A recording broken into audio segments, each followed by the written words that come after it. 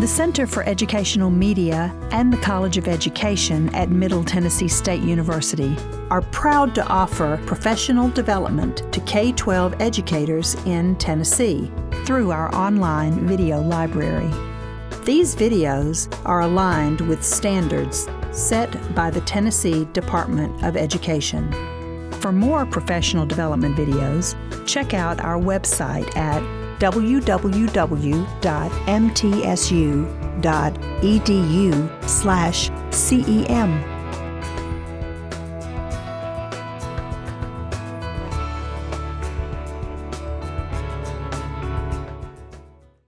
Hello, I'm Dr. Laura Clark, Director of the Center for Educational Media and Professional Development at MTSU's College of Education.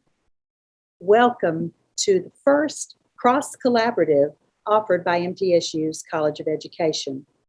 Today, we are combining the ELL Collaborative and the School Counselors Collaborative to examine topics of shared concern by teachers of English learners and school counselors. We are welcoming two teams of professionals today representing these two groups of educators to discuss their successful practices.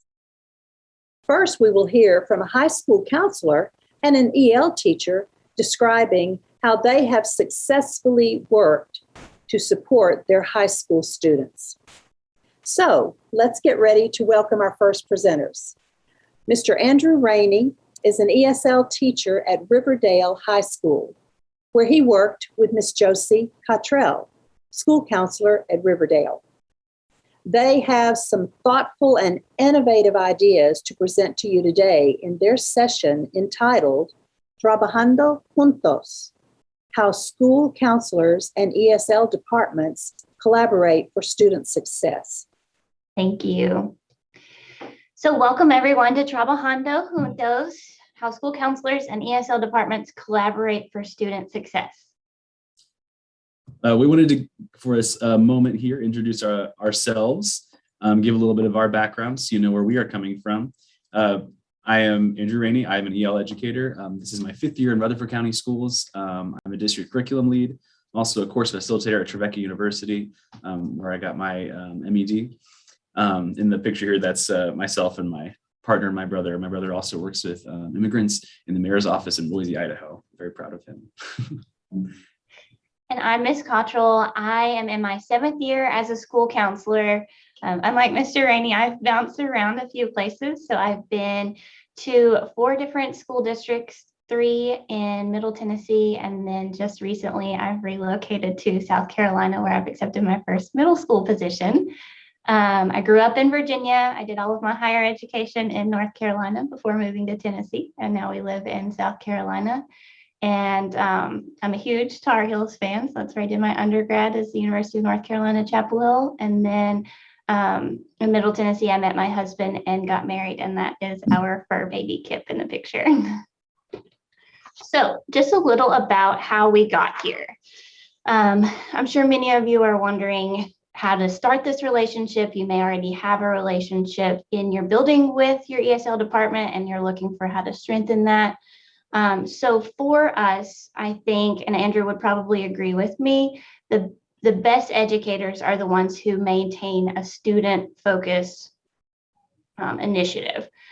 So thinking about that, I feel like relationships naturally grow from like-minded people in your building. And that's sort of how Andrew and I initially began to collaborate. At my first high school, I worked in Robertson County, and that was my first position. And I quickly learned how important the relationship was between the ESL department and the school counseling department.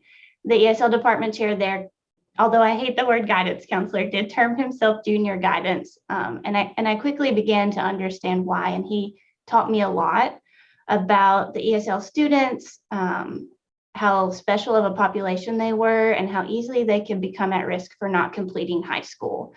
At my second high school, I didn't work with a lot of ESL students, but I was able to quickly invigorate that passion when I got to Riverdale High School. So obviously, Mr. Rainey and I work well together. We both consider ourselves young professionals, and then we share an incredible passion for this population and the advocacy that they need to be successful. I think it also helps that I love scheduling, I love student planning, and I love the problem solving that it takes to assist these students reach their goal of earning a high school diploma. Yes. So based on our experiences, we kind of came up with what we wanted to share with you and grouped it into 3 chunks. So we got 3 chunks for you today. I work with struggling readers, so I love chunking. Some of you will get that joke. First chunk is some strategies to get your whole school to buy into serving ELs and specifically the SEL needs of ELs. Our second chunk is some of those SEL strategies that you can use with your ELs from a counseling perspective and from a classroom teacher perspective. And the third chunk is individual student planning strategies, so course scheduling and things of that nature. So we're going to get started with those whole school buy-in strategies. And first we want to talk about administration. So for the newer counselors, I think that this is something that could easily be intimidating as approaching your administrators. I definitely remember that myself, and having a role model tell me that you have to go in and create change by setting off tiny bombs. So you can't go in and just expect to create all of the changes that you want in a space in one school year. So for Riverdale, I feel like they're uniquely positioned because they have an assistant principal, Miss Turnbow, who's not only a phenomenal assistant principal, but she's also a former ESL teacher. And then one of the current school counselors is also a former ESL teacher. So that makes that dynamic a little different. But Andrew and I recognize that that's not going to be the case at all schools. So we've thought through some practical ways to address your administration in a way that is coming from a place of passion and advocacy for a student population that's considered at risk within your building. So thinking about why is this important? In my mind, without administrator buy-in, it's going to be difficult to move the needle for any students, especially the students in your ESL program. So you may be wondering how you even begin to have that conversation with your administrator. Something I feel like most educators know, or something you'll soon find out if you're a new educator, is administration pays the most attention when you speak to them in terms of data and numbers. So here are some tips to create some administrator buy-in if you don't have that, or if your administration doesn't quite understand the importance of this special population within your building. So WIDA scores is probably the most important part of this conversation that you can have with your administration.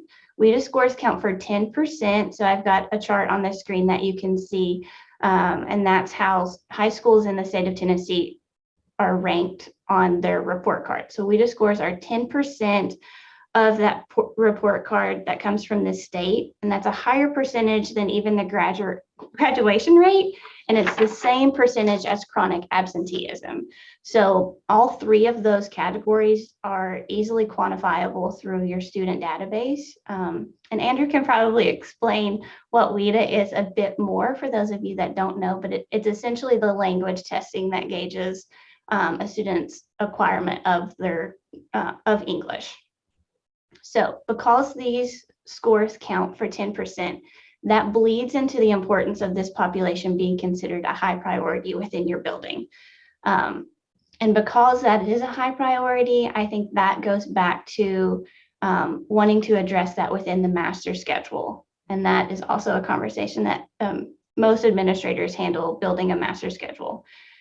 And I, of course, could get off topic for hours on building master schedules, but I think just to keep it short and sweet, the things you need to consider are for ESL students, their classes are not frequently offered because there are going to be fewer sections of those. Conversations also to have and to collaborate with your ESL department is, should those be isolated or inclusion classes? Always consider if they're the most appropriate setting for that student. And then Andrew, is there anything you feel like you want to add there with the classes? No, that feels like the biggest thing is giving them priority scheduling. And we're going to talk about this a little bit later in individual student planning, so we don't need to belabor the point too much, but because their classes are so infrequently offered, making sure the other classes that they need that are more frequently offered, they can get first priority seating in those. Right, because if you're not taking that into account early on, then you're going to cause yourself more headaches as they get closer to completing their high school diploma. Another thing that will help you build buy-in is addressing the decrease in discipline referrals with this population. So the more administration learns about students in their ESL program, the more empathy that can be fostered. And then increased empathy would lead to situations being escalated less frequently. And it provides a footing for administrators to build relationships with your ESL students. And I think Andrew has a story to share about that. Yeah, we actually had a discipline issue this week where an administrator was very comfortable talking with Hispanic students and had worked with a lot of Hispanic students before. And so there was an issue with some of our ELs who were using coarse language in Spanish. And because the administrator understood the cultural difference with coarse language among like Hispanic teenagers versus our light Caucasian and Black teenagers at our school, the administrator was able to de-escalate the situation in a way that they would have handled differently if they're a student of a different language background. And so teaching this kind of cultural competency to administrators will help them handle discipline issues in a more appropriate manner rather than offering blanket disciplinary steps. As we know, that's not always appropriate. So educating your administrators will help with that as well. And then administrator buy-in with the ESL population in your building can also lead to increased relationships. That relationship between the counseling department and administration will strengthen because of how closely both of those are working together on the master schedule. And then the relationship between the ESL department and administration will strengthen because of the importance of WIDA scores in your building. And then when you consider all of that relationship building, your students are going to feel more understood. They're going to want to come to school. They're going to know that the people in the building care about them and understand where they're coming from and are able to respect who they are as individuals. And then your teachers are going to feel supported as well. And they're going to know the why behind the work that you're doing with this special population. And in essence, they're going to know that there's more accountability because there's more eyes on those students within their classroom. And that sort of creates a cycle. It's going to improve attendance. It's going to improve grades. It's going to decrease discipline. And so overall, it's just going to be better for their building, for the administrator's building. And then just as a last little bit, just remember as you're working to build this buy-in that you're likely not alone in your building if you feel that way right now, or if you're going into a building that you feel like you might be alone. There are going to be other advocates in your building, and sometimes they might even be found in the unlikeliest of places, because I know Mr. Rainey has shared with me that one of the senior math teachers there was actually, when he started, one of the biggest advocates for the EL population at Riverdale. So, yeah. Admin is a very small percentage of the adults in your building. So we also wanted to talk about teacher buy-in, because teachers, paraprofessionals, educational assistants, all of those other adults in your building are the ones who have the most face-to-face time with students. And so fostering relationships with them and getting them to buy into serving ELs is also as important as you're getting your administrators on board. For me, the biggest thing is always fostering relationships, as Josie was saying about administration. I included a picture here on the top. I love pictures. Sorry. I have lots of cute little pictures of school here, but these are some teachers that I'm very good friends with at Riverdale that have been able to increase opportunities for our ELs through their classes and through their clubs and programs because of my relationship with them. And so it always starts with relationships and finding people that your counselors and your EL teachers can connect with. For example, my first year here, I had a chemistry teacher who had an ESL student who wore a hijab in her class, and she was a more traditional teacher, and it was towards the end of her teaching career, and she felt very uncomfortable with that student. She came to me to talk about that. And it was very tempting to just kind of tell that teacher to buck up and deal with her prejudice, but that's not how we function. I was able to build a relationship with that teacher over the course of her first semester having that student, and help her start conversations with that student about the student's headscarf and about her religion, and that made her more comfortable. And she left that year. They both left feeling good about what the student had learned in the class and feeling comfortable with that relationship. So relationships go a long way, specifically with counselors. as EL teachers, you need to get to know your counselors. And EL leads and counselors, make sure your EL teachers know where counseling is, who the counselors are. I feel like that goes without saying, but I mentor a lot of newer secondary teachers in Rutherford County who are new to high school, and I always am like, oh, we'll go talk to the student's guidance counselor. Like, I don't know where she is, or I don't know who that is, and that always shocks me because I'm like, well, you should know all your counselors. You should know where they are. You should know what their jobs are. So counselors, make sure your EL teachers know where you are. If you have a new EL teacher in the building, make sure you communicate with them, just like you would a colleague in your department. And instructional training is the last bullet point on here. Your EL teachers can provide a lot of instructional training for your faculty, including the counselors. Your EL teachers can collaborate with counselors to do PD specifically aimed at EL behavior and SEL, classroom management, those kind of things. In secondary class schools, we do a lot of professional development on classroom management, student buy-in, social emotional things. And those are all things that counselors can help the EL teachers address with classroom teachers. You can also have your EL teachers do training for your teachers on how to accommodate ELs. We do have, at Riverdale, we have multiple ELs who also have 504s for health issues or mental health issues. And those should be in collaboration with the EL teachers. Our counselors are really good at inviting our EL caseworkers to those meetings for 504s and things like that. So the EL teachers are aware of those issues. You can also have your EL teachers be experts to combat misinformation about ELLs. And this is something that I've found counselors are often passionate about as well, is misinformation. For example, a common misconception, especially with secondary from what I've seen, is that all ESL students are Hispanic and all Hispanic students are ESL, and that's a racial microaggression, and we can be the ones that combat that in our schools with a lot of empathy and a lot of awareness. The next group we wanted to talk about is specifically your whole staff, things you can do to get your whole staff to buy in. So the first thing for me when I consider staff buy-in is translator etiquette. Your translator in your building, if you have a translator in your building, or hopefully by this point your district has some sort of resource for being able to reach out to a translator. But your relationship with your translators is vital between the counselors, the entire faculty and staff, and the EL population. If I can inspire you to be anything today, it is to be or to continue to be student focused first. And if all of those people in that relationship can maintain student focus, then you're going to be working in the best interest of your kids. So maintaining good translator etiquette is definitely something that I had to learn. So things to think about when maintaining translator etiquette is to make appointments. Often those individuals are very busy. I know that we have a EA in the Riverdale building who is also by and large the translator. So when families come in, when appointments need to be made or parents need to come to meetings, if a student needs to see a counselor about anything from academics to social emotional to secondary planning, then typically that is the one individual that gets pulled. We joke all the time, we should probably pay her cell phone bill because we're all the time texting her, hey, can you come up here? So thinking about why is that important?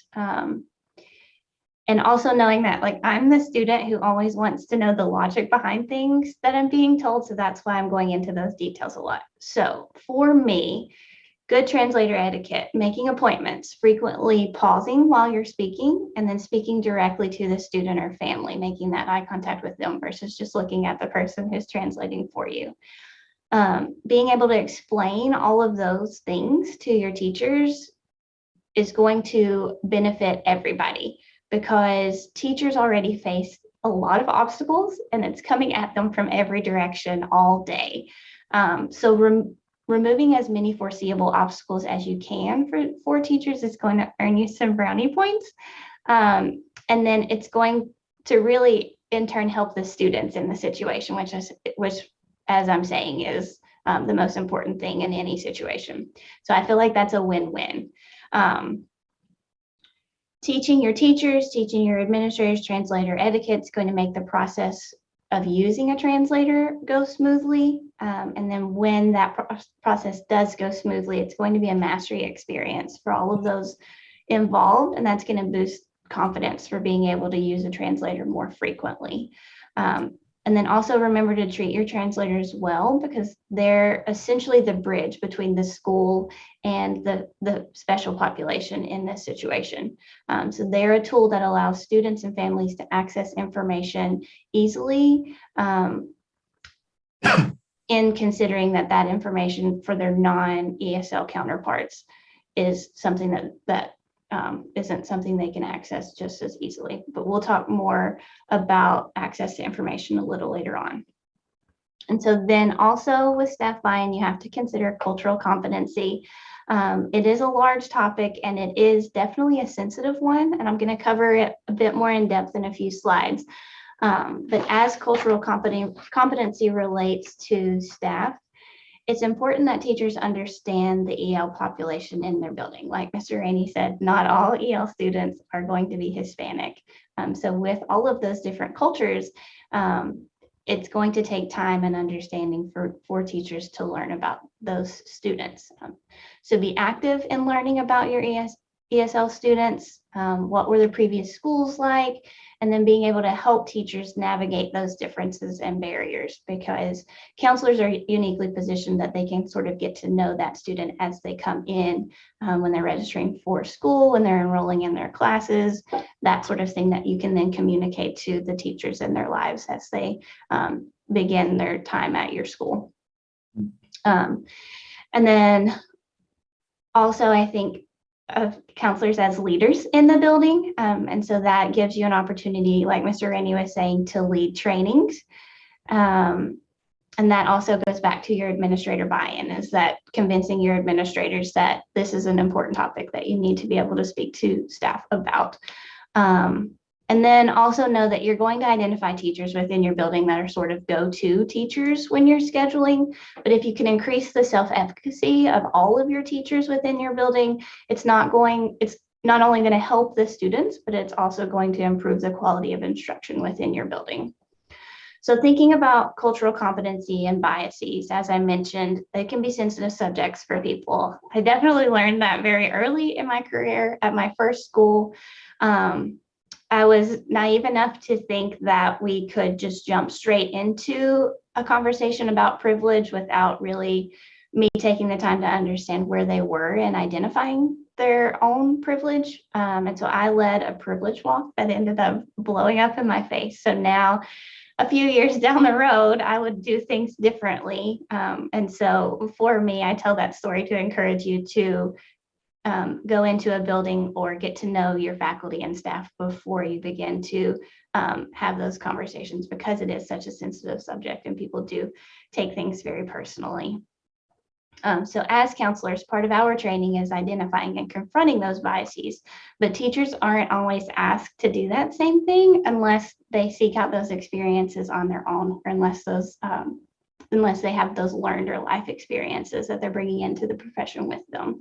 And so I feel like as a counselor, you're also perfectly positioned to increase the cultural competency in your building by leading those trainings and ensuring that all students have a safe and equitable learning environment. Also, the last part of this buy-in strategy we wanted to share, after talking about some of these heavier concepts like cultural competency, did want to share just some fun things you can do to get your whole school to buy into serving ELs. I love pictures. At Riverdale, we do a lot of cultural events to get our whole school to buy in. That's something staffing and the student body can participate in. We're putting together our first cultural fair this year, modeled after another high school in the district. We have cultural food days in ESL every semester where our students bring in food. That's the top left picture there. So students bring in food from their culture, and we invite teachers who serve a lot of ELs and administration to come, and some of our peer tutors to come in and enjoy the food and learn about it from the students themselves. We do social media campaigns. I run student council at my school, and we do, information about famous, Hispanic figures in Middle Tennessee or in the country during Hispanic Heritage Month, et cetera. Asian American Pacific Islander Month, same thing.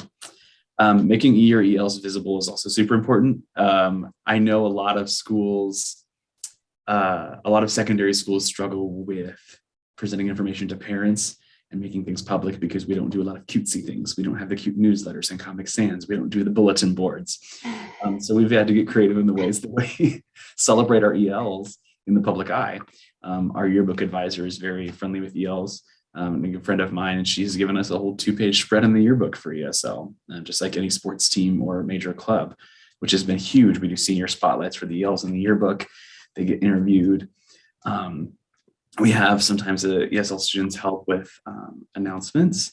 We make sure to try to feature them on Student of the Week semi-regularly. We do a school newsletter and we include Student of the Week, and we try to feature our ELs semi-regularly on there.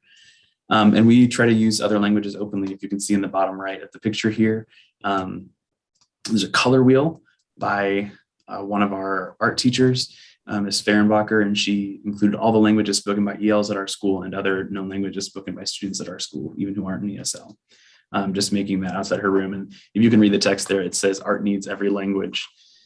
So making other languages very visible like that around the school can go a long way with students. And getting your ELs involved in teams and clubs goes a long way. In the bottom left is a picture of some of our student council officers from last year, and there's 2 ELs in there as well. And they just are part of the group and part of the community. And so plugging your ELs into programs like that really can go a long way. We have ELs who have played sports. We have ELs who have been in clubs like student council, and it really goes a long way because then the rest of the student body gets to know those students and have relationships with them outside of class. And those are the students who you see more growth with on WIDA Access as well. They're learning other vocabulary that they are not getting as much interpersonal communication through those clubs and sports. So these are some of the more fun, exciting ways to get some years faculty to buy in as well. We do have some scenarios for you. A new 11th grade student enrolls from another high school in your area. They've failed a few classes and do not seem to be enthusiastic about school. Their file shows a few small discipline issues, but no violent offenses. The student is an English learner, but has enrolled in US schools since kindergarten. They were not enrolled in ESL classes in 9th or 10th grade, and their EL teacher notices that their WIDA Access scores have dropped since 8th grade. You place this student in an ESL English class and mainstream classes the rest of the day. They have 2 core academic classes that they're repeating this year, making it a challenging schedule for an EL. 2 months into their time at your school, their grades are all C's and lower, and teachers report that the student is detached, tired, and not engaged. The teachers don't know how to build a relationship with this kid. How might you approach this to help the student? Some things we might do from our end. I've had situations like this before, and that's where these scenarios come from. We have had, I've had success with getting the teachers to know the student better.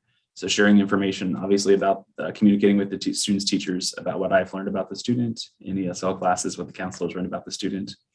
And sometimes students like this need to have a mentor. And so in the past, sometimes counselors have spoken to students in the situation and said, connected them to clubs or sports that they can get involved in that might actually increase their buy-in and give them a mentor in those spaces. Those are things we've seen success with in the past. I think another thing you can also consider from the school counselor's perspective is, are they appropriately placed? And so beginning to look at, should they be in more ESL classes, or is there a class where they have maybe made friends and that you could move them into that to increase their sense of belonging within the building? Yeah. Next, we want to talk about some social and emotional learning strategies specifically targeted at ELs. And Josie is going to talk about cultural competency again for a moment here. Yeah, so social emotional learning isn't a new phrase in education, but these slides are just going to give you some practical strategies as a counselor when you're working with students who are learning English. So cultural competency. We all have preconceived beliefs, even some that we may not be aware of. And I think we've all been guilty of, at some point in our lives, simply making a comment without truly understanding the ramifications of that comment. So understanding yourself is going to help you be more effective when working with students of other cultures. And remember that the goal of cultural competency is not to learn every characteristic of every culture, but simply to be aware that some behaviors or attitudes of students may be attributed to their culture, and therefore, as educators, we need to be sensitive to their cultural identity. So in this work, it's important to remember that school itself can be a barrier. Our schools typically follow systems that are designed for middle-class white students. Of course, academic achievement is important, but as a counselor, I believe the focus on post-secondary readiness and social emotional learning is just as important, if not more important, at the high school level. And so diversity allows the opportunity for all students in your building to learn respect for others that may look or think differently than them. I know personally, I grew up in a very rural part of Virginia, and I went to school in a very homogenous environment. I think for me, my high school had 8th to 12th grade. We had about 220 students, and I think of those, probably one student identified as not white. So I didn't truly experience diversity until I went to college. And since then, I haven't been able to get enough of it because I love the opportunities to interact with people who see the world differently or may have different experiences than I did. So just the opportunity to learn from them is definitely something that I love about being in diverse environments now. So in terms of cultural competency as a professional, remember to consider barriers that identity may create for your students as well.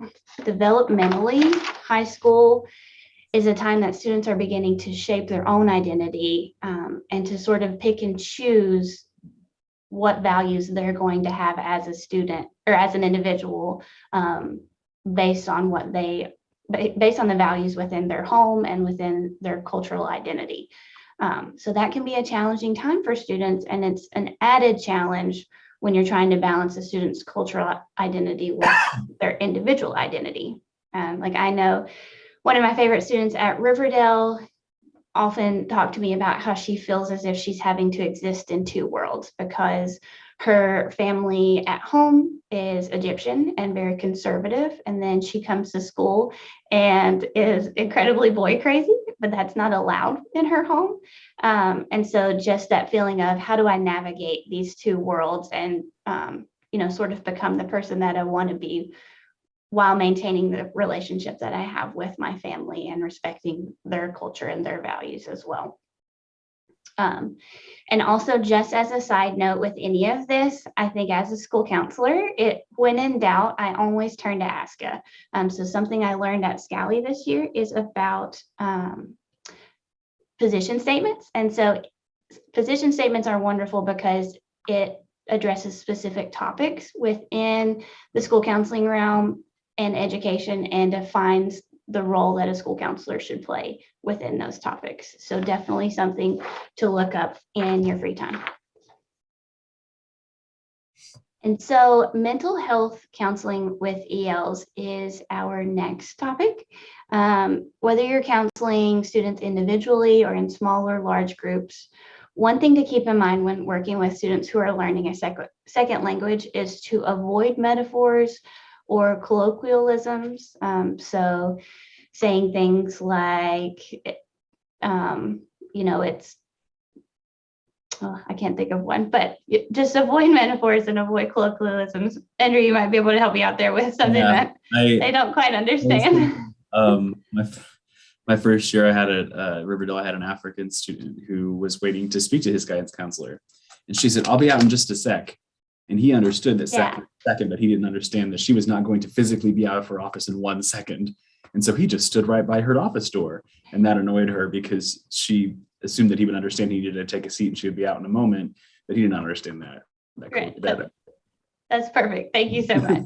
And so what I found is using visual aids can also be really helpful with students. And I know it probably seems like you're working with older students, but using some tools that you would use with younger students.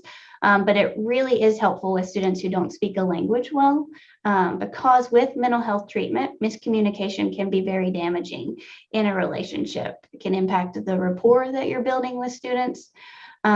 Students talk, so it may mean you lose credibility with an entire group if you mishandle or miscommunicate a situation. And then beyond that, it could also be more serious, which is something that we don't like to talk about as a possibility, but with miscommunication, death or injury could also be considered as a result. And then another thing to consider is that different cultures view mental health professionals differently. So be sure to ask questions, especially in instances where you may also have to communicate with families. For instance, I often work into the conversation, how would a parent react to you telling me this information? So like early in the beginning of the school year, I had a student who was Hispanic come to me and disclose some issues with safety. And so in speaking with that student, I said, so if your parents were here listening to this, how would they respond? And with that, I was able to understand the implications of how his parents viewed depression and suicidality in their home. And that was able to, I was able to then navigate that conversation a bit more smoothly when I had to call the parents. And then also remember that some common trauma experiences students who are ELs may experience, and I really want to emphasize may, because not all students who are ELs have also experienced trauma, but there are some common trauma experiences within that population, such as just the process of immigrating into a country and leaving their native country behind. Transience is also sometimes associated with this population, so they're moving around a lot, which can be traumatic for students. And then just the increased likelihood of these families living in poverty or sometimes living in overcrowded situations or being what we would consider doubled up in a home. And then for me, I think the amazing part of being trauma informed as a counselor is that it is sort of an applicable blanket for everybody in your building. So treating students from a trauma-informed perspective definitely helps the students who have experienced trauma, but it's not going to be detrimental to anybody who experiences that approach. Yeah. Can I piggyback off that questioning for a second, Josie? Yeah, absolutely. That I have to discuss with a lot of teachers and school level personnel as well.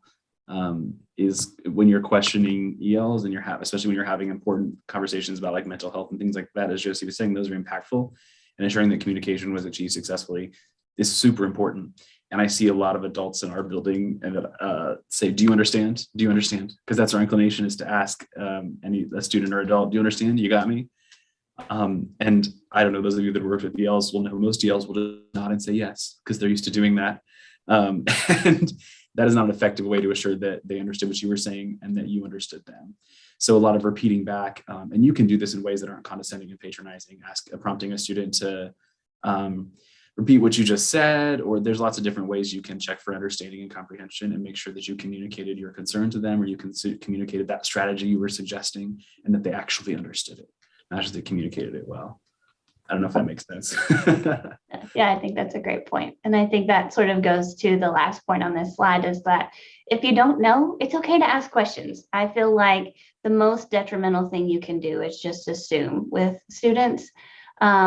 And I know, at least from my experience in the high school level, is that students like being the expert in the situation. So they're going to welcome opportunities to be able to teach you as the adult or as the authority figure something about them, or something about their culture, or, even just as simple as like, tell me how to say this word, or, just being able to teach you something. So just ask. Yes. Oh, absolutely. I do also want to talk about transitioning from mental health. I do want to talk about new ELs. As Josie mentioned, a lot of our new ELs come with trauma from immigrating. Again, that's many, that's not all. I'm not making a blanket statement about that. But this is something that new ELs is something you have to handle with care as they're transitioning. And anyone on this call who's experienced teaching new ELs knows that that's certainly true. And some of them, it can be for a couple of weeks, and some of them, it can be for a couple of years that they're in that state of shock. So when you're greeting new ELs and new families, make sure you make it accessible. Make sure your school is accessible to families who don't speak English. And this is not, Again, on the soapbox, and bring myself in. This is not just me making everything in Spanish as well. There are other language demographics in your school and in your school system that are underrepresented and do not have the opportunity for our translators as much as Spanish-speaking populations do. And as much as that is a huge chunk of our population in Middle Tennessee, that is not the entire immigrant population here. And that needs to be addressed in a big way, and something I feel very strongly about. Have devices with translate features set up in your reception. Have a laptop or an iPad set up that already has Google Translate pulled up, which is obviously not the most effective way to translate, but in an emergency situation when a parent's coming in to ask a question, tools like that can be used in a pinch. Have FAQs ready to go in a variety of languages. So have frequently asked questions about registration at your school available in multiple languages for families that are coming in trying to register a student. Knowing who to call at your district level for translation features, whether it's over the phone or someone coming to your school to help register a student, is super important. And that goes with, not all families need a Spanish translator. It also should go without saying, but don't assume someone's language just by looking at them. Again, should go without saying, but it feels the need to be said here as well from my experience. Have signage in multiple languages directing families to the office. I've suggested this to schools before, into our school, and a lot of the concern is always, we don't want to pay the money to rebrand our signs. It doesn't take that. It just takes, you can have a nice laminated sheet of paper with different translations with directions on the bottom of your sign posted on the wall in a very professional setting, or one of those plastic hard plastic sleeve protectors that goes in the wall. There's lots of different ways you could do that to make it accessible. Registering new ELs, I have in my notes in all caps with periods, get them in classes, get them in classes. You're not helping their transition by letting them sit at home for a week while you figure out their paperwork. Get them in classes. ELs need to acclimate to the new school environment as soon as possible. The faster they can acclimate and get used to their schedule and the language that's being spoken, the faster they're going to feel comfortable and actually obtain success in your school. If your district does not have a screening procedure for students from out of state or out of country to screen them for EL services, they should. Make sure your counselors all know what that is. Make sure your school office staff knows what that is as well. And give your ELs credit for what they already have on their transcript from another country, but also be sure to actually ask the student if they want to continue their pathway. So in Rutherford County, we have an amazing ESL department who does transcript analysis for our students that come out of the country with high school credits. And a lot of times it gets translated literally, and the student may have a different experience in the class than the way we experienced that class in Rutherford County. For example, a business class or a communication class may be experienced differently here than it was in their old school in another country or out of state. And they may not choose to continue to pursue that pathway. And it's really important to communicate about those with students who are new so that they know what their options are when they're choosing classes. Newcomer ELs are entitled to the same career and technical education courses and fine arts courses as mainstream students. And that is a hill that I will die on. Have your ELs shown around the school with a peer tutor or an office aide who speaks their language, if possible. Having a student show them around, I've found, helps lower that affective filter in most cases than having an adult or someone in a suit and tie showing them from their family around the school. Some families that is better, but for most students, they prefer to have a student show them around and that they can have a relationship they can build right there. A great way to do this is by having bilingual office aides. We have a few of those at Riverdale, seniors and junior students who help in the front office, who are bilingual, that can help a lot of our Spanish-speaking students and Arabic-speaking students around. Maybe even have that student follow up another day. That's one of my favorite things, is when a new freshman EL from Guatemala will say, and they'll tell me in Spanish, that girl that showed me around yesterday, she saw me at lunch and she sat with me at lunch. And I was like, yeah, they actually care about you. It's those kind of things that help reduce those affective filters and help students settle. It can be really powerful. I promise I won't belabor this too much, but this is something I feel very strongly about. Survival materials, giving your students a welcome packet or a survival bag with things like, a bilingual pocket dictionary in their language, a card with their lunch number to just show the cafeteria worker instead of having to say the numbers in English. I'm new here, tardy pass that they can give to a teacher that explains, this student is a new EL, please excuse their tardy the first couple weeks. Some school materials, school swag, like stickers with the school logo. I love giving those to newcomers. They'll put them on their notebooks and it's fun. And just generally understand with ELs, as Josie said earlier, transience is a big facet of registering them and of getting them into school. And I'm not going to say issue, even though it is a hurdle to cross. Transience is just part of working with ELs and working with this population.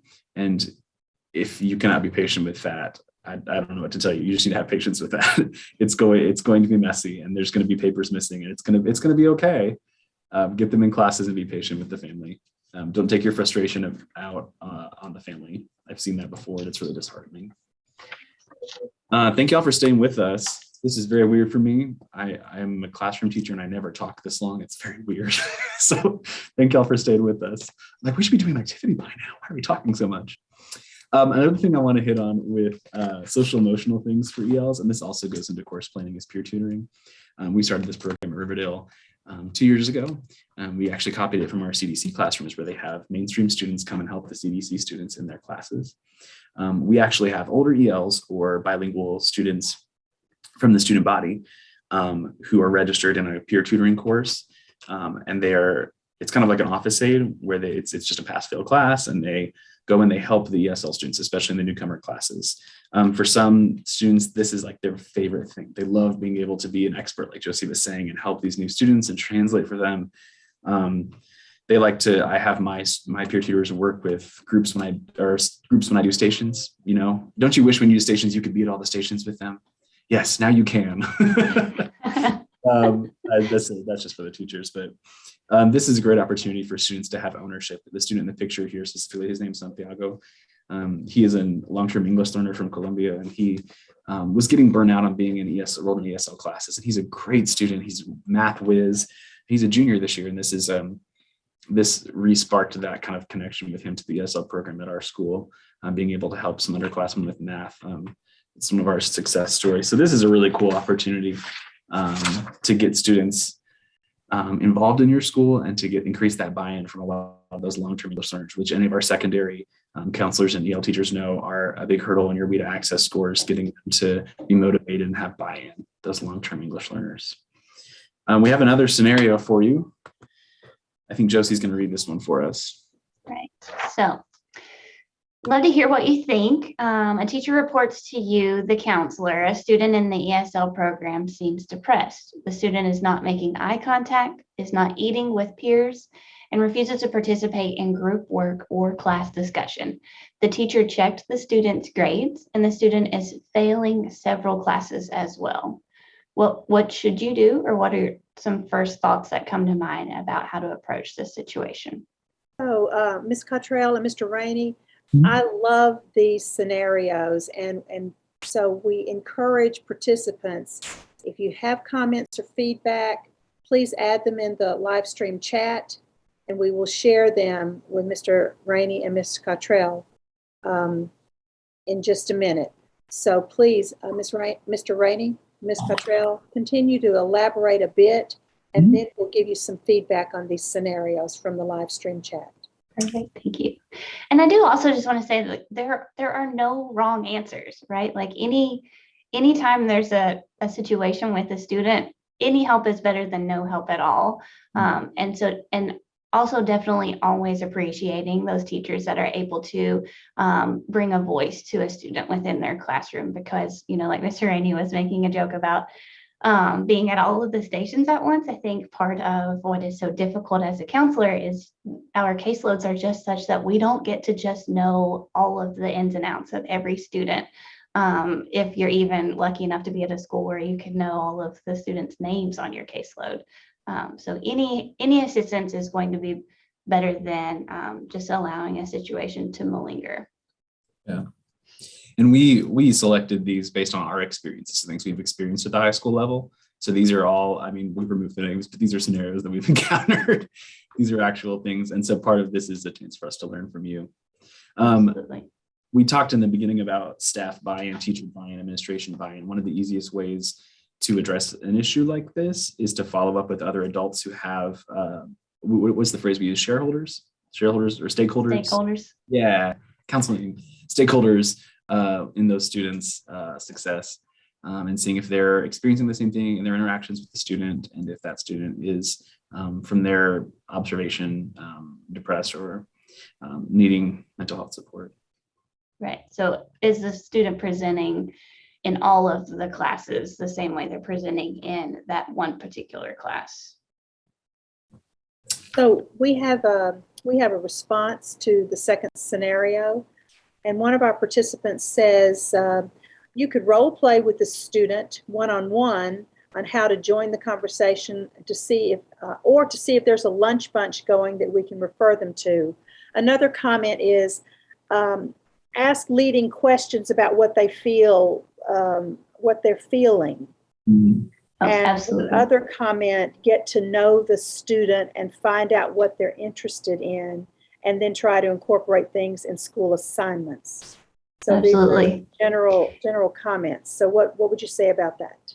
And I think that that is also what I would consider, and I think Mr. Rainey approaches it a little differently than me, but I would consider that my first step is to just meet with the student, right? Like, unless you know this student, I think it's good to meet with them and then to be able to kind of determine if this is a situation that's presenting as cultural or if it's presenting as something that could actually be mental illness. So with that much information, without that information, it would be difficult to determine, like, is the student withdrawing or is this typical behavior for the student? And then also how those comments were saying, get to know the student. Mr. Rainey definitely also encourages, and this one was a little harder for me as a high school counselor, but as a middle school counselor, I'm definitely seeing the importance of it, is also meeting with that student's friends. So have the friends seen a difference in behavior? Mr. Rainey will tell you that kids will tell all of each other's business. So that's definitely true. So just saying, like, hey, what's going on with your friend? Like, has something in their life changed? And so just being able to learn some more information from the backside of things as well. One do have to be careful with one that. other comment that came from this one from a participant is to perhaps meet with other teachers that they have, the gen ed teachers or any other teachers, and to perhaps get some input or perspective from them. Yes. Yeah. And that's So- true. Oh, sorry. No, you're good. Go ahead. That can become tricky with newcomers, especially, and students who have less oral language and aren't communicating with their teachers as much as higher ELs like ELs with higher language ability, oral language ability. And so that's part of the reason in the past that I have started to communicate with students' friends as well, is because those friends speak their language and may be able to communicate to me. But teachers, a lot of the times when you do follow up on that student with them, maybe they haven't checked in with that student too. And sometimes having 3 or 4 teachers the same way, be like, how are you doing? And I actually want to have a conversation with that child or that teenager is enough to lift their spirits out of a crummy week. Obviously, if they're depressed, they need mental health counseling. But sometimes in situations where a student is dragging their feet and is apathetic, having teachers care in that way can go a long way. And so you initiating that conversation on their behalf with their teachers really can go a long way. Absolutely. And just to wrap up, some final things that you could think about in this is just being open to learning. So saying things like, I know your family's from a different culture than my own. Can you tell me about that culture? You could also, it's always important to remember to keep the whole team in the loop. So whatever you learn, make sure you're communicating that to all of the teachers and the administrators. And then lastly, call home. It's okay to say, hey, we've noticed these things at school, or to describe what you've seen in your own observations, and just ask, are those common in your culture? Or maybe even being able to find a middle ground between the school's expectations and the culture, if it is related to culture. And then just ask, like, what would that be like for the student? And so on this slide, you can see that there are, I've just included a chart of some common cultural differences in student behaviors. I'm not going to read these to you, but I do want to highlight that this chart is not an end all be all. So interacting with humans is never black and white. I know that's probably stating the obvious, but it does need to be said. So this chart is just meant to give you some possible cultural sources. So like in this scenario, we mentioned that the student is avoiding eye contact. Well, in some cultures, casting down their eyes is also a way of demonstrating respect. That's just not common within our culture here in the United States. So just some things to kind of add a layer of, maybe I should go back and think about this piece before I dive into, well, certainly we need to fix this kid. Absolutely. Transitioning from talking about SEL strategies that can be applied to a lot of different situations, we wanted to talk about some individual student planning. Josie and I are both pretty type A people. And so course planning and things like that, we really like putting the puzzle pieces together. So this is something we feel pretty strongly about, and doing that with empathy is something we feel like we excel at. So we wanted to share with you some of our successes here as well. This is going to be mostly directly applicable to our high school teachers, just because that's most of our experience. But I hope that those of you that are in lower level grade plans like K5 and 6-8 will find some strategies from here you can use as well. I didn't mean to say lower level, and you know what I mean. Okay, here we go. Younger. Younger, there we go, younger. Okay, so for me, I am definitely a very passionate advocate for all of my students in my building. And so I think when you're considering special populations, one of the things that you have to consider is, are you treating everyone fairly or equitably?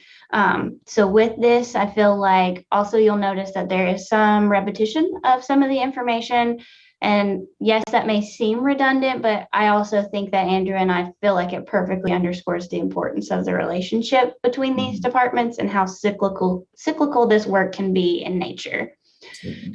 So when you're thinking about graduation planning for a high school counselor, that's easily one of the largest components of your role, is making sure that a student graduates. Like my husband's an engineer, and so it's fun for us to have a conversation of, I work in a business world too. Like, we get a student who is a 9th grader, and the product we are supposed to produce in 4 years is that they get a high school diploma.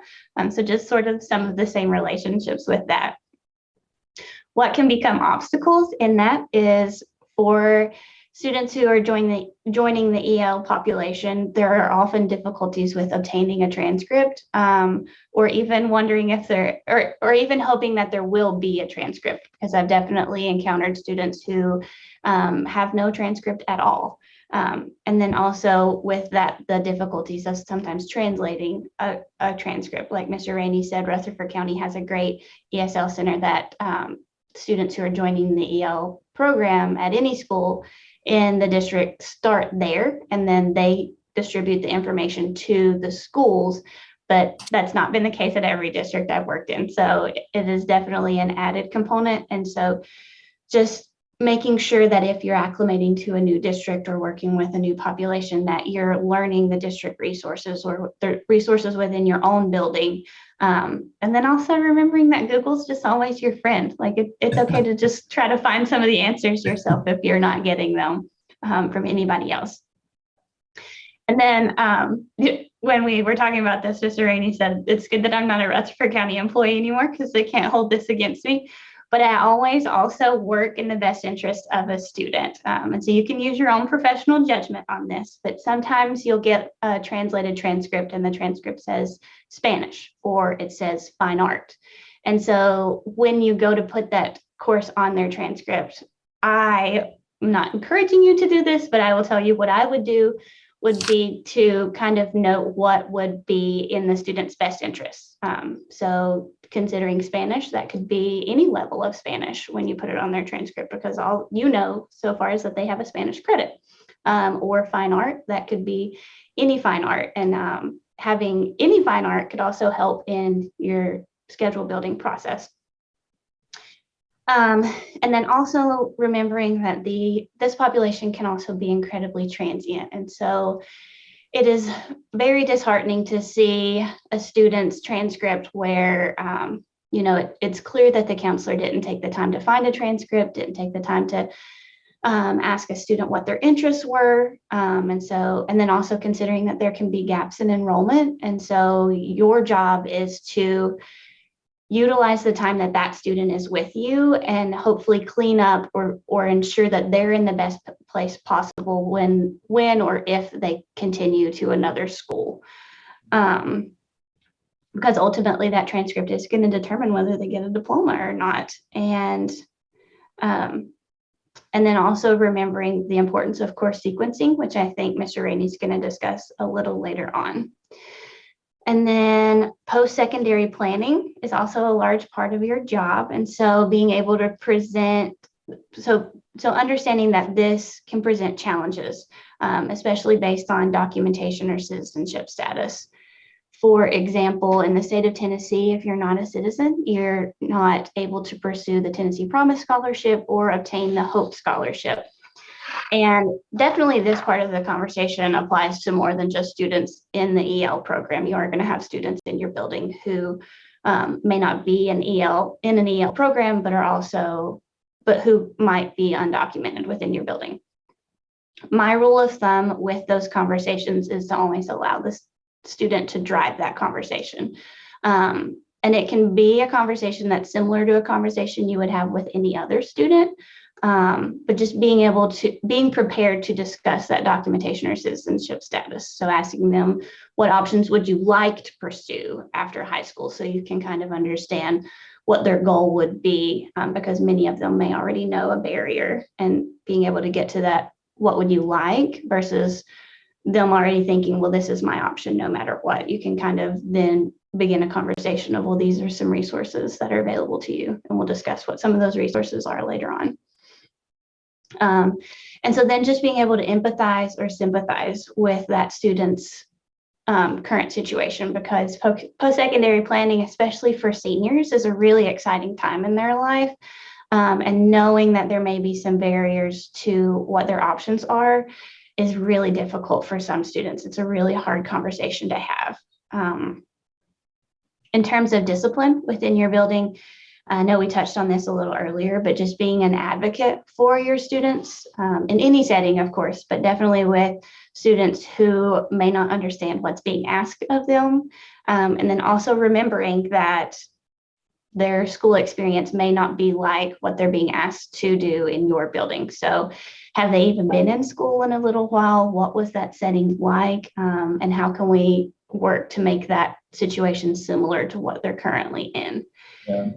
And then also remembering that cultural competency definitely ties into advocacy, like Mr. Rainey shared earlier. And then thinking through, like, does anybody in your building analyze office referral data? Because I know I am type A and I do also love data. And I think that that's something that you should grow as a skill for a school counselor. And so thinking about, are discipline referrals in your building proportional to your school demographic? Is definitely something that you want to continue to bring up to your administration. So just being able to seek out, like, how do I obtain that data? And then how do I garner the skills to analyze that myself? And so then lastly, thinking about equal access. And so remembering that you are an advocate for every person in your building and for the families that are associated with those students. And knowing that it can be extra work, and I do know that we all have a lot on our plates, especially in the times that we're living in now, but just making sure that everything that you do or that you offer is available to all of your students and all of your families. So if parent meetings are offered, ensuring that a translator is available, ensuring that staff know how to access or schedule appointments with that translator, or at least having resources available to ensure communication can take place. And like my type A personality has already been outed, I am very big on appointments, but I have had to learn that that's not always the most appropriate for some families. And so thinking about not turning away families that just show up to your school without an appointment, it is okay to always say, you know, I'm not available right now, but I can meet with you in an hour, or could you come back this afternoon? Because some work schedules may not allow for another day to be missed. And then also remembering that if that's their first time that they're bringing an issue to your attention, or that they need help from the school, and your customer service is to say, I don't have time for that, that's going to damage the trust that you're working to build with a population that already struggles to trust. So definitely think through some of those things. And then, like Mr. Rainey mentioned previously, just because a student's in the EL program doesn't mean that they would not qualify for an IEP or a 504. So be sure to consider some possibilities beyond a language barrier, and making sure that you do make efforts to include the parents or guardians in all of those. And then also consider your cultural competency when you're evaluating for 504s for mental health reasons. For example, I had a student my first year at Riverdale who was incredibly anxious and I think largely identified as being a successful student. And when she began to struggle with her success as a student, she became depressed. But within her home, the culture was that depression, I guess, doesn't exist in a way, that she should just be able to snap out of it, to pull herself up by her bootstraps. And so the mom came in and wanted to have a meeting with the family and myself and the student and discuss her grades. And ultimately that didn't go well. The student did attempt suicide, but within all of that, we were able to involve mental health services, get the student a 504 plan, and help the family see that it is just more than her not feeling well, that something chemically within her brain isn't functioning properly. And so she does now have the help that she needs, which is ideal in any situation. So. And then, like Mr. Rainey said, just translating forms isn't the end all be all, but make sure that you are also doing that, and making an effort to provide paperwork in as many languages as you have the resources for, especially when you're trying to teach a family how to access grades, how to enroll a student, what the attendance or truancy policies are. And then, like Mr. Rainey said, including technology and using technology as a translation tool if you have nothing else. And then also remembering that within cultures, there is some differences with electronic access to communication versus hard copy. One of my favorite experiences as a counselor so far has been the parent who told me that Hispanic families do not check their email. WhatsApp. Yeah. WhatsApp all the time. Yeah. So making sure that if you're emailing, it might be good to also just send home hard copies, which I know is something we try to get away from, but old school does also just work sometimes. And so then within that, making sure that you are making efforts that everyone is receiving the communication fairly. And within the high school world, especially for senior year, because it's an exciting time for families, there's also an incredibly information overload time for families. And so you don't want students to miss out on opportunities just because of a language barrier. Yes. We also wanted to talk a little bit about specifically course planning. I'll be quick on this because I know we're short on time here, but we did want to give some advice to your counselors and to your EL teachers. Your counselors, include your EL teachers in planning. Like Josie was saying, our counseling department is very good about inviting our EL caseload workers to 504 meetings, IEP meetings, to senior credit analysis, that kind of stuff. It's very easy for me to book a 1 hour, 1.5 hour time with each guidance counselor in the spring to go over rising senior credit analysis, things like that. Give scheduling priority to your special populations. We talked about this earlier. Obviously, it's really unethical to move mainstream students out of a class to make room for a special population student. However, if you build your master schedule around making sure that your ELs have access to the electives and the like CTE classes that they would choose to take, will go a long way. And for counselors, also familiarize yourself with the EO courses, or the ESL courses and needs. So specifically, if their graduation requirements differ in your district, if there are courses that your school offers specifically for ELs that you weren't aware of in a previous school, make sure you're educating yourself on those things. And ESL teachers, educate them, help them. They have so many course codes they have to know for scheduling purposes, and they have so many graduation requirements they have to consider, and CTE pathways and all those things. So be informative and be patient with them. Again, counselors have so much going on, especially with regard to course planning. There's so many factors to consider, especially at secondary schools. And so being patient with your counselors while your ELs do need extra support, and while they are a priority for your school and for your counselors, they are not the only priority your counselors have. And I also experience EL teachers who feel, well, my advocacy is on fire because this counselor hasn't responded to me in 12 hours. And it's like, all right, give them a second, okay? They've got other things going on. And also educate yourself on some of the counseling terms and phrases. Because when you come, EL teachers, when you come to the table, knowing what your kid needs for ESL programming and nothing else, you're not going to be a good agent in that conversation to help that student's schedule set up the way that they need it. You need to understand what that student needs to graduate. You need to understand what your school has to offer as well. That's not solely the counselor's responsibility.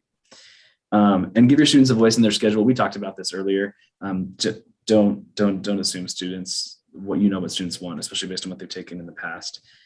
Our students in special populations, ESL special ed, RTI tier 3 students at high school miss out on opportunities all the time because of the special classes that they need. So give them as much voice as you can in the classes that they do get to choose. Ms. Cottrell, are you okay skipping this next scenario? Yeah, let's just discuss it just for the interest of the recording, and then we can just move forward.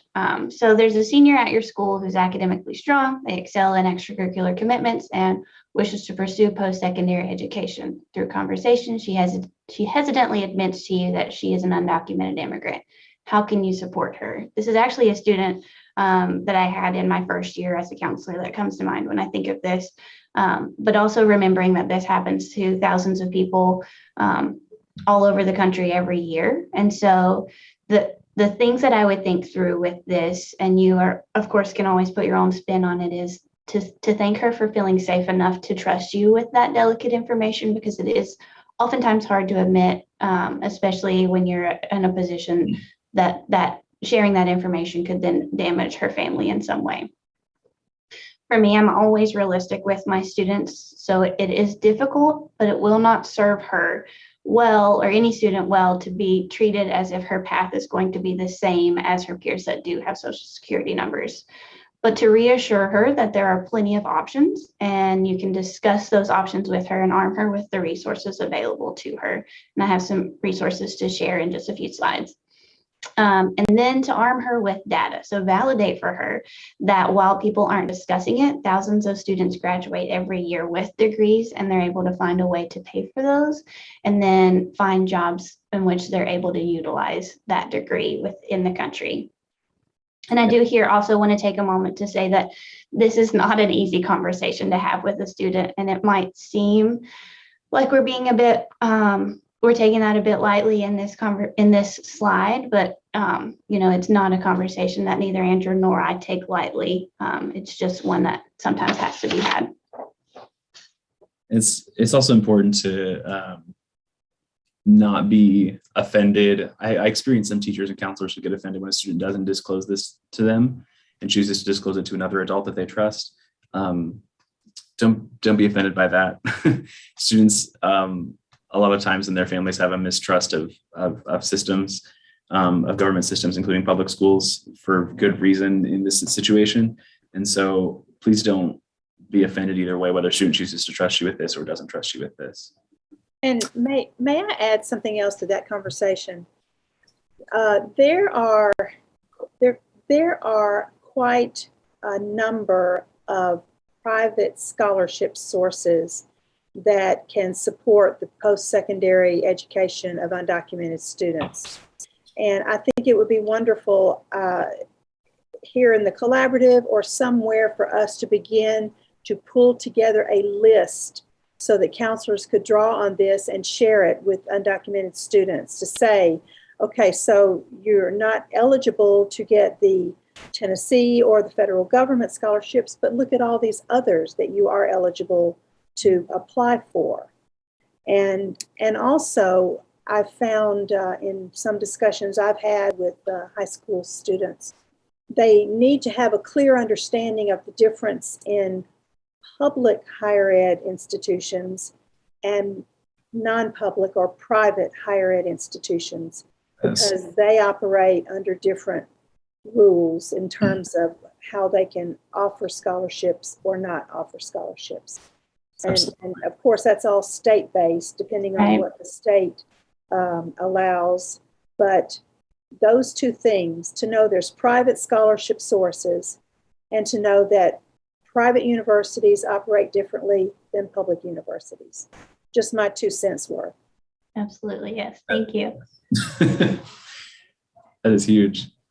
So thinking about some of the resources for undocumented students, and this might just be a great place to start your list that you want to get together. But always remembering that shame is often accompanied this status with being undocumented, and that it can have legal and financial ramifications. So not having a lack of access to financial aid, oftentimes an increased cost of attendance is also potential. But remembering that while you can research and help a student, you should never give legal advice to a student. And so then things that I always find useful in this is that sometimes the college or the university employees themselves may be the best resource for the student. So putting them in touch with admissions, financial aid, or if the school has an office for international students, that might be helpful as well. Or making the time to have that phone call with the college or university with the student present, because that can sometimes be intimidating for teenagers just to make a phone call. And then in the state of Tennessee, THEC and TSAC are also great resources, especially when working through a FAFSA, because that can kind of be tricky for students as well. And then just a few resources here, I'll go through them and then you guys can explore them on your own time. But Immigrants Rising does have a list of scholarships each year that do not require any proof of citizenship or permanent residency. And because one thing you'll see is that often the scholarship application requires like the students report from that they filled their FAFSA out, and you have to have a social security number to fill out a FAFSA. So that's just their way around that. So Immigrants Rising is a great first stop for some of those private scholarships that would be available to them. Another option that students may have, depending on their circumstances, is for them to move to a state that allows undocumented immigrants access to in-state residency or state financial aid, because some states have now determined that if you can prove residency, regardless of if you are documented or not, you can still access in-state tuition or some of those in-state financial aid options for students. Mm-hmm. And that information is found on the Higher Ed Immigration Portal. The Dream.us is a scholarship for those highly motivated undocumented students. So thinking about the student from my scenario before she had a 4.0, was very involved in DECA and Beta International Honor Society chapter. So she was highly motivated, very decorated in terms of academic and extracurricular achievements. So that was a great stop for her because this program wants nothing more than students to have access to college education, regardless of the cost for that. So they have access to federal aid, they have limited access to state aid, and they can also sometimes help with paying out of state tuition, which sometimes is the case for students who are undocumented. And then the last one, Conexión Americas, is an incredible resource. The only issue with that one is it's really limited to the metro area. But if I could encourage anybody that's participating today to be an advocate and contact this organization and in some way bring that or allow them to expand their organization into your area, I think that would be incredible. And at the very least, just contact them and say, hey, I think all of these resources are great. I'm in this area. Do you know of anything? Or is there anything that you can connect me with there? In talking about students who are leaving high school and looking for scholarships, we also wanted to talk about students who are transitioning out of ESL but are remaining at your school. In Tennessee, we call these students transitional.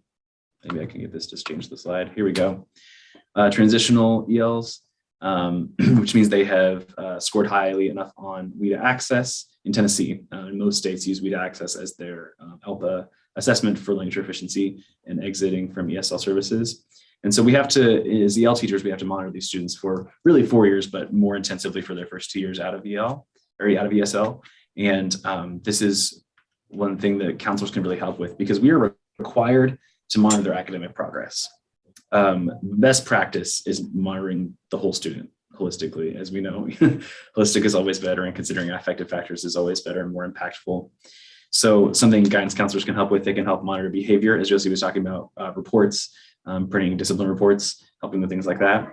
Counselors can help do personal check-ins with students. They have more flexibility to pull students from class and check in with them than a lot of us teachers do, who are classroom teachers. making positive contacts home with a translator or without a translator if it's not needed can go a long way for these students as well. Knowing that the school still cares about them and their EL teachers still care about them even when they're not in ESL programming anymore. Visiting classes and observing how the student is acting and behaving. As we know, student interaction is a huge part of language development, like peer-to-peer interaction. And so seeing how those students are interacting with their peers and communicating with their teachers, checking in, doing monitoring forms and things like that. Counselors are positioned very well to help with those, especially with knowing all the teachers in the building from the nature of their position. We could have talked about some of this for much longer, and we apologize for going a little over our time here, but we really don't know everything. We are obviously, quote, young professionals. We have not been doing this as long as many of you on this call, and we don't want to pretend to know everything. There's still questions that we have talked through together for hours and still don't know how to approach getting ELs and honors and gifted programs, providing push-in versus pull-out services in secondary classes. The research is still fresh and new about this. So doing some trial and error with our students has taught us a lot, but we don't know everything about that. Teaching content classes versus sheltered language classes. This is more for ESL teachers, but scheduling those is something we still have some trial and error with because we're still learning, and it's student by student. And the intersectionality of these populations, like Josie was speaking of, ELs with 504s, ELs who are also in special education, ELs who are also homeless. That intersectionality is, it can be challenging in communicating with families and things of that nature, and we still struggle with that regularly. Do you all have any questions for us? I think we're moving into Q&A time with what little time we have left. Is that correct, Dr. Clark? That is correct. So we are now in Q&A, and we have a few questions here that have come. And before I start the questions, we got a note from Miss Rachel Counts, who's one of our regulars in the collaborative, reminding us that if you go to the Conexión Américas website, they do have a list of undocumented friendly schools, universities, and colleges on that website. So, Ms. Cottrell, thanks for recommending that. That is a good resource. And so please do go to that, to Conexión Américas. So some comments. Now, these may jump around because we've kind of kept them all to the end here. We had a question that says, when this person was wondering, when a student comes with academic challenges into 9th grade and they've been a long-term EL, have you found any particularly successful or maybe different approaches at the high school level compared to what they might have had in earlier grades? Do you have any good academic supports that you can offer the long-term ELs? Yeah, Josie, do you want to speak to that, or would you like me to start? Well, I think the thing that comes to mind first for me is just that placement of that being very, very tight. And I think one of the nice things, and Mr. Rainey, you can probably speak to this more, is that at least in most schools, ESL classes are smaller. And so that can sort of help.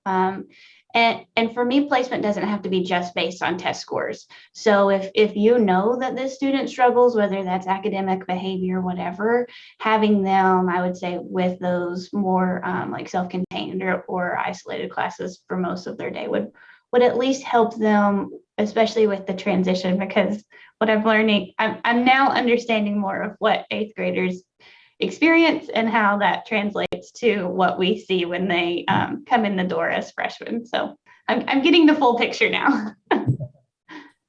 Yeah, I think a lot of EL teachers at the high school level struggle with placing those LTEL, those long-term English learners, as freshmen. And I think a lot of teachers shy away from putting them in sheltered EL classes due to maybe an attitude, like they're fed up with being in ESL. They don't want services. They don't think they need services. And that's something I was definitely nervous about my first year's teaching, is serving those LTEL students in sheltered classes, because like Josie said, they're smaller. It can be embarrassing for some students. And I think, like, in my experience, truly just addressing that with them goes a long way. We've had so much success with those LTELs when we pull them as freshmen into sheltered classes and just address that with them. Like, I know you're embarrassed to be here. I know you don't want to be here. Let's talk about why that is. Let's talk about what you actually want from this program, what you want from this class. Also exploring intersectionality. A lot of those students end up qualifying for RTI Tier 3 services. Your district may have different policies on putting ELs in RTI. I'm not going to speak to Rutherford County's policy. I don't know it well enough, but we have seen some success with putting those students in math and reading RTI as freshmen here as well. And then the last thing I would say to that is getting them to buy into the school culture, whether that's through a club or a sports team. Some of our most apathetic ELs who become in as freshmen, if you can get them plugged in with band or with a sport or with student council or something as a freshman, a club that meets once a quarter, just getting them plugged in with something so they have some buy into school that's not, oh, I'm here and I've got this RTI class and I've got this ESL English class and I have all my other boring content classes. Getting them plugged in with something that will help them buy into school goes a long way. There was a comment related to really two things that you each said just now. One, Mr. Rainey, there was a comment earlier. We have an LSA group. I'm not sure what that is, but this person says we have an LSA group at our school, and I would have a student join the group to expand their circle of support. So is that related to what you just said? Probably. I don't know if I understand that acronym, to be clear, but I cannot speak enough to the value of getting these kids in clubs with students with common interests. And especially at schools that have higher diversity like Riverdale, you'll get a lot of students in those groups naturally who speak Spanish or Arabic or the language that EL speaks and can help them translate and acclimate before they're willing to advocate for themselves to peers. I don't know if I know what that acronym means, but I can't speak highly enough to getting them involved in clubs and school organizations with their peers. Yes. Okay. And also responding, Ms. Cottrell, to what you said, there's a comment or a question here that says when ninth graders bring low WIDA scores, it may be helpful to look back at eighth grade to see if some unusual circumstances might have been present, or if there's an explanation for why the eighth grade WIDA is so low. Yeah, especially now with, wondering, were they present for a lot of the year? Were they virtually learning? There are plenty of fun COVID-related issues that can play into that testing at this point. So absolutely. A question here regarding translators. Do you hire translators? Are they paid? Are they staff? Are they volunteer? Where do you go to find translators? Yeah. So any thoughts on that? I can speak to that in Rutherford County. Our ESL department has Spanish and Arabic and some other more predominant languages, translators through the central office. We can request documents to be translated by them. We can request them for parent meetings that are scheduled in advance. And then at our school level, we have ESL specific educational assistants who are, as part of the job description, are bilingual. So for example, Riverdale, I have two ESL educational assistants. For bilingual, one is Ms. Alvarez. She speaks Spanish. That's who Josie was speaking of earlier. And then Ms. Pimasine, who speaks Laotian and Thai. And they help with a lot of parent meetings and communication as well. So they are hired through the district, but it's not something our school had to specifically invest in. And again, this may not be best practice in every demographic, but having students at the front desk who can answer, parents' questions about the school schedule in Spanish, that's not confidential information. A student translator can answer that question for a parent that comes in and is asking when the school day is over today for early release. Those are things that you don't have to necessarily call an adult to translate for if you have a responsible bilingual student. And we've seen a lot of success with that, and it saves time from our adult staff who already have commitments during the day. So to expand on that question, for rural districts who have fewer resources, fewer staffing resources, and a different population demographic, are there any virtual translation resources that you know of or have used, or is that a possibility? There are some apps. I know that there are some apps that we use here, but again, just remembering that they're not going to be 100%, especially because they're not going to detect every dialect. And then I know often in English speech, we can sometimes use terms that don't directly translate as another term into another language. But if that person wants to reach out to me, I'd be happy to share those electronic resources. And then I also know that, some of the people in our building who speak another language sometimes get pulled And so just having some people available that can cover a class while a teacher has to step out just to help, with emergency situations or that sort of thing. Yeah. I think also from an instructional perspective, this is more for the EL teachers. A lot of content teachers ask me for help translating work for newcomers. We can get into the research about language acquisition through content that's scaffolded, but in a pinch, I also show teachers. Microsoft has translation features in all of their products now. PowerPoint, Microsoft Word, all of that. And Google, if you're a Google district, also has that embedded in all of their products. You have to know where to look for it or find it in that search bar. And again, they're not perfect, like Josie was saying, that they're not they're not perfect, but in a pinch, that will serve you. And you can that'll save some time from your translator. If you translate it and then have them check it and change a few words that didn't make sense, that'll save some time off of your actual adults that can help you translate as well. Okay, thanks for that. Here's a comment that came through, a high five comment. The inclusion of ELs in your school, at your school, is awesome. And but this person says, and they should be more involved in student government. So do they have an interest in student government and other civic-minded things like that? Yeah, it's not to get too political, but you do see a lot of intersectionality in students' passion for immigration. And so we actually a few years ago had a nonprofit who was a voter rights advocacy group come and speak to some of our seniors who could vote and help them register to vote. So doing things like that helps students feel like they're truly a part of the community here, whether or not they're documented. Students have an opportunity to be engaged in that civic action. And so things like that are really impactful to students and helping them feel like part of the school culture as well, even if they're not specifically interested in student government. Okay. Regarding cultural awareness and cultural competency, I've done some cultural training and diversity training myself, and I've found that sometimes when people are having a hard time having a starting point to understand it, I frame it in terms of think about your own community and think about the multiple cultures that simply exist in your own community. And know that we sometimes have trouble crossing those cultures. For example, in a high school, if you have children from a rural community and children from a suburban community, or there's some cultural barriers there. Mm-hmm. And I think those who may not have an awareness of cultural or may not be strong in cultural competency, it helps them to start with where they live and with their own experience, and to understand we actually have multicultural experiences every day in our American communities. And then you bridge it to understand, well, now these students are coming in and here's another culture. So I've found that to be helpful to reframe it in a more personal way, rather than an us and them kind of thing.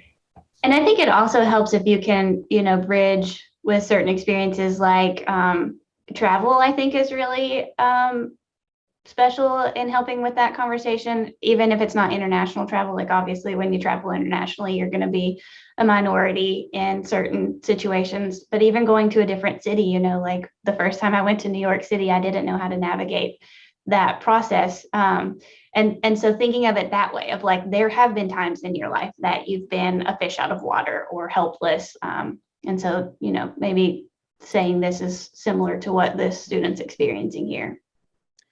Exactly. That's perfect example of that. Let's see, I think that's all the comments and questions we had. First of all, I'm blown away with what you gave us today. I'm so impressed. I would love to have my children in your school to be experiencing what you're doing. And although at this point it's my grandchildren, but still. So I want to say to everybody, you've just seen a dynamic team here who collaborate, and to the viewers, we are looking for other dynamic teams like Ms. Cottrell and Mr. Rainey. And these teams can be a combination of school counselor and EL. They can be a combination of school counselor and SPED. They can be a combination of SPED and EL. But we continue to look in terms of this cross-collaborative thinking for dynamic teams like this. Mr. Rainey and Ms. Cottrell, thank you for a great presentation and your thoughtful responses to questions and comments. To our viewers, if you have any more questions for our presenters, please go to our website, which is mtsu.edu/CEM, and enter your questions on the Discord discussion platform. I'm asking presenters, if you would please, just monitor the Discord platform on our website for about the next week to see if any questions come up from your presentation, and you can respond there on Discord.